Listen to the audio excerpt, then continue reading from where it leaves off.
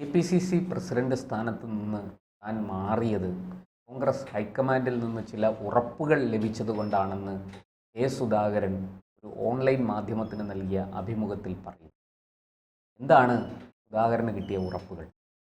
അതോടൊപ്പം തന്നെ അതിനോടൊപ്പം ചേർത്ത് വയ്ക്കേണ്ട ഒരു സംഭവമായിരുന്നു ഇദ്ദേഹം ചുമതല മാറുന്ന മുൻപ് 2 ദിവസം മുൻപ് ഇദ്ദേഹം വലിയ ആത്മവിശ്വാസത്തിലാണ്. എന്നെ മാറ്റില്ല, ഞാൻ തന്നെയാണ് പാർട്ടിയെ നയിക്കുന്നത്, എനിക്ക് പിണറായി വിജയനെ തോൽപ്പിക്കണം എന്ന രീതിയിലല്ലേ, പിണറായി വിജയനെ തറപറ്റിച്ചാൽ മാത്രമേ ഞാൻ ഈ ചുമതലയിൽ നിന്നും ഒഴിയുകയുള്ളൂ എന്ന് ഇദ്ദേഹം പലതവണ പറഞ്ഞിരുന്നു. പക്ഷെ അതിനിടയ്ക്കാണ് ഒരു ഉച്ചയോടുകൂടി തന്നെ സണ്ണി ജോസഫിന്റെ പ്രഖ്യാപനം ഉണ്ടാകുന്നത്. അത് വലിയ രീതിയിൽ കേരളത്തെ ഞെട്ടിക്കുന്ന സംഭവമായിരുന്നു. കാരണം ഒരു 2 ദിവസം മുൻപ് ഈ KPCC പ്രസിഡന്റ് പറയുകയാണ് എന്നെ മാറ്റില്ല. ആരാണ് ആ വാർത്ത നൽകുന്നത്?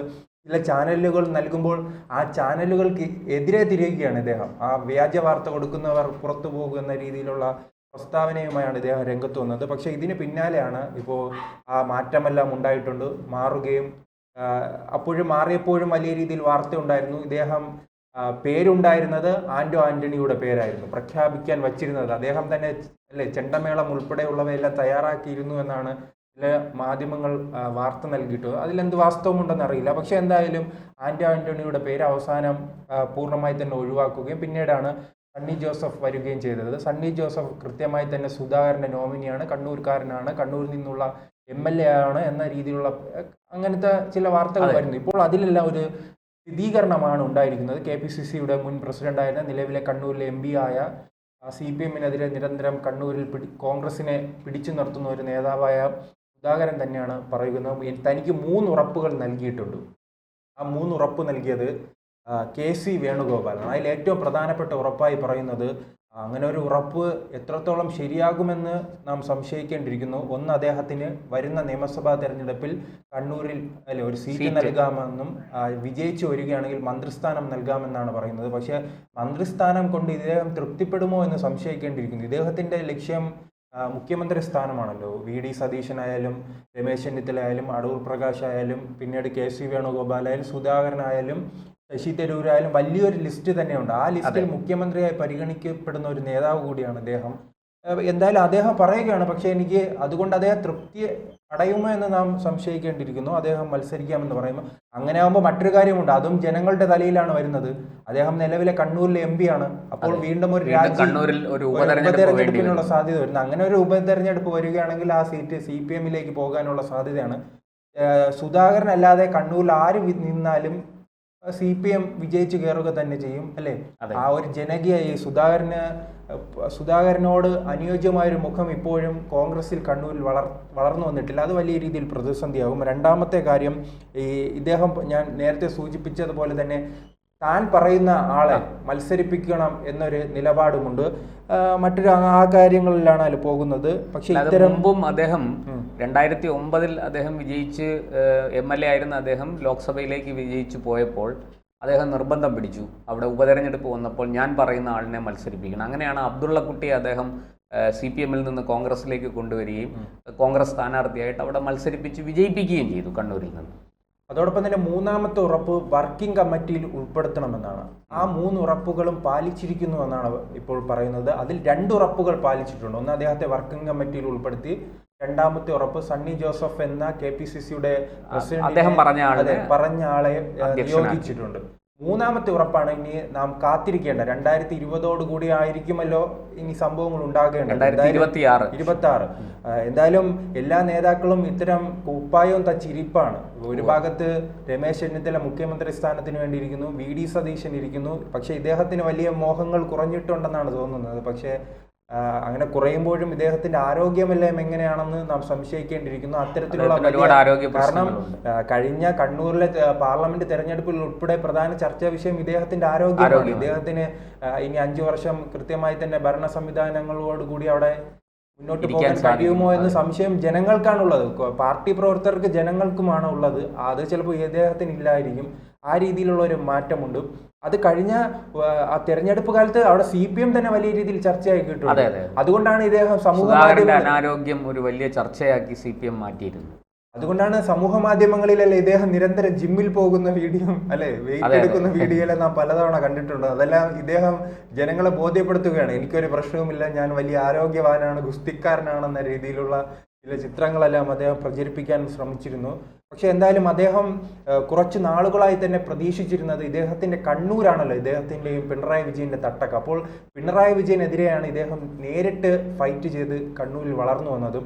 അതുകൊണ്ട് തന്നെയാണ് തുടർച്ചയായ 9 വർഷം പിണറായി വിജയൻ അവിടെ കേരളത്തിൽ മുഖ്യമന്ത്രി ആയിരിക്കുകയാണ്. മുഖ്യമന്ത്രി സ്ഥാനത്ത് നിന്നും പുറത്താക്കി കോൺഗ്രസിനെ അധികാരത്തിൽ എത്തിക്കാമെന്ന ചിന്തയോടുകൂടിയാണ് അദ്ദേഹം KPCCയുടെ പ്രസിഡന്റായി വന്നത്. 2021 അദ്ദേഹം വരികയും 2024 തെരഞ്ഞെടുപ്പിൽ, ലോക്സഭാ തെരഞ്ഞെടുപ്പിൽ വലിയ മുന്നേറ്റം ഉണ്ടാക്കാൻ അദ്ദേഹത്തിന് കഴിഞ്ഞിരുന്നു. പ്രത്യേകിച്ച് കണ്ണൂരിലെല്ലാം കോൺഗ്രസ് പോലുള്ള ഒരു പാർട്ടിക്കും പ്രത്യേകിച്ച് CPMന്റെ തട്ടകത്തിൽ 1 ലക്ഷത്തിലധികം വോട്ടിന് വിജയിക്കുക എന്ന് പറയുന്നത് അത്ഭുതപ്പെടുത്തുന്ന കാര്യമാണ്.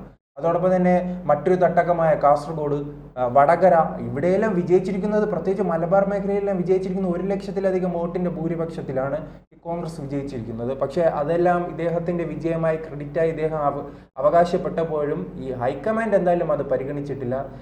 ഇദ്ദേഹം പറയും പോലെ ഈ കോൺഗ്രസിന്റെ പ്രഭാരി ഉണ്ടല്ലോ നിലവിലെ ദീപാദാസ് മുൻഷി, അവരാണ് ഇതിന് പിന്നിലെന്നും തനിക്ക് ആരോഗ്യ പ്രശ്നങ്ങൾ ഉള്ളതായി ഹൈക്കമാൻഡിനെ അറിയിക്കുകയും തനിക്ക് സംസ്ഥാനത്തിലുടനീളം യാത്ര ചെയ്യാൻ ബുദ്ധിമുട്ടുണ്ടെന്നും ആ പരിപാടികളിൽ പങ്കെടുക്കാൻ ബുദ്ധിമുട്ടുള്ളതായും ഇവർ ബോധ്യപ്പെടുത്തിയാണ് പ്രശ്നമുണ്ടാക്കിയതെന്ന രീതിയിലാണ് അദ്ദേഹത്തിന്റെ മനസ്സിലുള്ളത്. എന്തായാലും KC വേണുഗോപാലാണ് ഇപ്പോൾ കൃത്യമായി ഇടപെട്ടിരിക്കുന്നത്. ഈ കണ്ണൂർ സീറ്റായിരിക്കും ചിലപ്പോൾ മത്സരിക്കാൻ സാധ്യതയുള്ളത്. കണ്ണൂർ ഒരു മണ്ഡലം, കണ്ണൂരിൽ നിന്നാണ് സുധാകരൻ നിയമസഭയിലേക്ക് മത്സരിച്ച് ജയിച്ചിട്ടുള്ളത്. പ്രത്യേകിച്ച് കണ്ണൂർ മണ്ഡലത്തിൽ കോൺഗ്രസിന് വലിയധികം സ്വാധീനമുള്ള ഒരു നിയോജക മണ്ഡലം കണ്ണൂർ മാത്രമേ ഉള്ളൂ. അതൊരു പ്രതിസന്ധിയാണ്. കഴിഞ്ഞ തെരഞ്ഞെടുപ്പുകളിൽ അവിടെ വിജയിച്ചു പറഞ്ഞ LDF ആണ്. പക്ഷെ അവരുടെ ഭൂരിപക്ഷം വെറും 1000 വോട്ടുകൾ മാത്രമേ ഉള്ളൂ. ചിലപ്പോൾ ആ മണ്ഡലത്തിൽ അതേ വിജയിക്കാൻ. കണ്ണൂരിൽ BJPക്കും കുറച്ച് വോട്ടുകളുണ്ട്. BJP അവിടെ വോട്ടുകൾ പിടിക്കാൻ തുടങ്ങിയതോടുകൂടിയാണ് ഈ കോൺഗ്രസിന് അവിടെ തിരിച്ചടി നേരിടുന്നത്. അത് കേരളത്തിൽ മുഴുവനും അങ്ങനെയാണ്. BJPയുടെ വോട്ടുകൾ കൃത്യമായിട്ട് പിടിക്കാൻ തുടങ്ങിയതോടുകൂടി കോൺഗ്രസിന് അത് വലിയ തിരിച്ചടിയായി. പക്ഷേ അങ്ങനെ മത്സരിച്ചാലും വിജയിക്കാൻ കഴിയുമോ എന്ന് നാം കാത്തിരുന്ന് കാണണം. അങ്ങനെ വിജയിച്ചാൽ തന്നെ അദ്ദേഹത്തിന് മന്ത്രിസ്ഥാനം കൊടുക്കുമെന്നാണ് ഇപ്പോൾ പറഞ്ഞിരിക്കുന്നത്. അങ്ങനെ മന്ത്രിസ്ഥാനം കൊടുത്തില്ലെങ്കിൽ ഇത്തരം 3 അജണ്ടകളുണ്ടല്ലോ, 3 ഉപാധികളുണ്ടല്ലോ, ആ 3 ഉപാധികൾ ഉണ്ടായില്ലെങ്കിൽ അദ്ദേഹം പാർട്ടി നേതൃത്വത്തിനെതിരെ തിരിയുമെന്നാണ് അദ്ദേഹം പറഞ്ഞിരിക്കുന്നത്. അങ്ങനെ തിരിയുകയാണെങ്കിൽ അദ്ദേഹം മുൻപെല്ലാം ഒരു കാലത്ത് പറഞ്ഞിരുന്ന ഒരു പ്രസ്താവന ഉണ്ട്, എനിക്ക് BJP എന്നോട് സംസാരിച്ചിട്ടുണ്ട്, ഞാൻ BJP എന്നോട് സംസാരിച്ചിട്ടുണ്ട്, ചർച്ച നടത്തിയിട്ടുണ്ടെന്ന് അദ്ദേഹം പലതവണ പറഞ്ഞിട്ടുള്ള ഒരു നേതാവ് കൂടിയാണ്. പക്ഷേ ഇനി ചിലപ്പോൾ അദ്ദേഹം BJPയിൽ പോകുമോ എന്ന് സംശയിക്കേണ്ടിയിരിക്കുന്നു. പക്ഷെ അങ്ങനെ ഒരു മനസ്സുള്ള ഒരാൾ കൂടിയാണ്. അങ്ങനെ അദ്ദേഹത്തിന്റെ ആഗ്രഹം നടത്തിയില്ലെങ്കിൽ നാം കണ്ടതുപോലെ പത്മജ വേണുഗോപാലിനെ പോലെ അദ്ദേഹവും BJPയിലേക്ക് വരുമോ എന്ന് സംശയിക്കേണ്ടിയിരിക്കുന്നു. അദ്ദേഹം പലതവണ തന്നെ തുറന്നു പറഞ്ഞിട്ടുണ്ടല്ലോ, അദ്ദേഹത്തിന് ഇത്രയും വലിയ ഭൂരിപക്ഷം ലഭിക്കുന്നതിൽ വലിയൊരു പങ്ക് ഈ RSSന്റെ പിന്തുണയുണ്ട്. RSS പ്രവർത്തകർക്കിടയിൽ ഇത്രയും സ്വാധീനമുള്ള ഒരു നേതാവ്, ഈ എന്തു പറഞ്ഞാലും സുധാകരന് ആ രീതിയിൽ കണ്ണൂരിന്റെ വിവിധ CPMന്റെ സംഘർഷത്തിനോട് അടിക്കടി എന്ന് പറഞ്ഞ് മുട്ടി നിന്ന ഒരാൾ സുധാകരനാണ്. അക്കാര്യത്തിൽ കോൺഗ്രസിലെ വേറൊരു നേതാവിനും അതിന് ധൈര്യമുണ്ടായില്ല. അവിടെ ഈ RSS CPMനെ എങ്ങനെയാണോ പ്രതിരോധിച്ച് നിന്നത് അതുപോലെ പ്രതിരോധിക്കുക മാത്രമല്ല ഒരളവിൽ തിരിച്ചടിക്കുക കൂടി ചെയ്ത ആളാണ് സുധാകരൻ. അല്ല, അതുകൊണ്ടായിരിക്കും ചിലപ്പോൾ RSSനും ഇദ്ദേഹത്തോട് താല്പര്യം. തീർച്ചയായും ആ രീതി അത് ജനങ്ങളും ഉൾക്കൊള്ളുന്നു. അതുകൊണ്ടാണല്ലോ ഈ 1 ലക്ഷത്തിലധികം ഭൂരിപക്ഷത്തിന് ഇദ്ദേഹത്തിന് തീർച്ചയായും ജയിക്കാൻ കഴിയുന്നത്. അല്ലാതെ ഞാൻ മുൻപ് സൂചിപ്പിച്ചതുപോലെ തന്നെ ഈ 1 ലക്ഷം വോട്ട് ലഭിക്കാനുള്ള അടിത്തറയൊന്നും ആ കോൺഗ്രസിനില്ല. അവിടെ മുസ്ലിം ലീഗിന്റെ ഒരു നിഴലായിട്ടാണ് അവിടെ കോൺഗ്രസ് മലബാറിൽ എമ്പാടും നിൽക്കുന്നത്. മുസ്ലിം ലീഗിനുള്ള ഒരു അടിത്തറ പോലും കോൺഗ്രസിന് പല സ്ഥലങ്ങളിലും ഇല്ല. ആ രീതിയിലാണ് കോൺഗ്രസിന്റെ ദയനീയ അവസ്ഥയാണ്. എന്തായാലും ഈ സുധാകരൻ യുഗം അവസാനിച്ച മട്ടാണ്. പക്ഷേ ഈ ഉറപ്പുകളെല്ലാം എന്തിനാണ് KC വേണുഗോപാൽ കൊടുത്തതെന്ന് അത്ഭുതപ്പെടുത്തുന്ന കാര്യമാണ്. ചിലപ്പോൾ അദ്ദേഹത്തെ ഇപ്പോൾ കുറച്ചുനാൾ ഈ പ്രശ്നമൊന്നും ഉണ്ടാക്കാതെ തെരഞ്ഞെടുപ്പോടുകൂടി കൊണ്ടുപോകുക, അതിനുശേഷം ഒന്ന് ഒതുക്കുക എന്നതായിരിക്കും എന്തായാലും കോൺഗ്രസിന്റെ ലക്ഷ്യം. അതായിരിക്കും KC വേണുഗോപാലും ഇവിടെ. സുധാകരൻ എവിടെയെങ്കിലും ഒരു സീറ്റ് കൊടുക്കാൻ സാധ്യതയുണ്ട്. അല്ല, പക്ഷേ കണ്ണൂർ പോലൊരു മണ്ഡലം തിരിച്ചു പിടിക്കാമെന്ന ഒരു പ്രതീക്ഷ എന്തായാലും കോൺഗ്രസിന് ഇല്ലല്ലോ.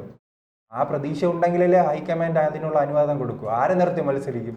രാജ്മോഹൻ ഉണ്ണിത്താനെ കൊണ്ടുവരും. 2 സീറ്റിൽ ഒരാളെ മത്സരിപ്പിക്കാൻ കഴിയുമോ? കാരണം അല്ലാതെ ഇപ്പോൾ രാജ്മോഹൻ ഉണ്ണിത്താൻ തന്നെ കാസർഗോഡ് ജയിച്ചിരിക്കുന്നത് അത്ഭുതപ്പെടുത്തുന്ന ഒരു കാഴ്ചയാണ്. അപ്പോഴാണ് ഇനി കണ്ണൂരിൽ വന്ന് ആരാണ് വിജയിപ്പിക്കാനുള്ളത്? ആ രീതിയിലുള്ള നേതാക്കളൊന്നും ഇപ്പോൾ കണ്ണൂരിലുമില്ല, കേരളത്തിൽ നിന്നുമില്ല.